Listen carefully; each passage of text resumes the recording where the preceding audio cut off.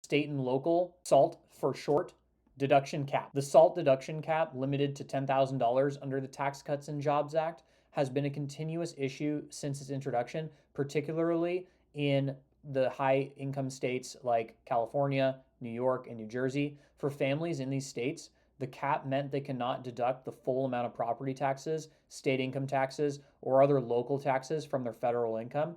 And if this cap is extended or made permanent, families in high tax areas will continue to face higher federal tax bills, reducing their overall financial flexibility.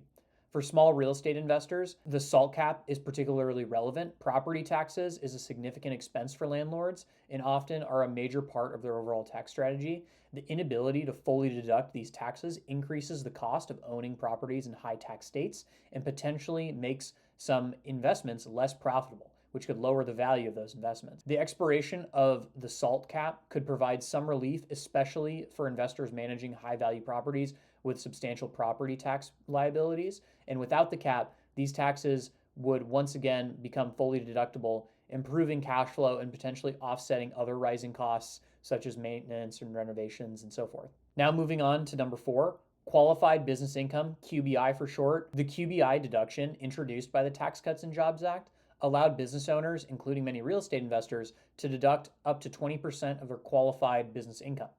This provision significantly reduced taxable income for small businesses structured as pass-through entities such as LLCs, partnerships, and S-corps.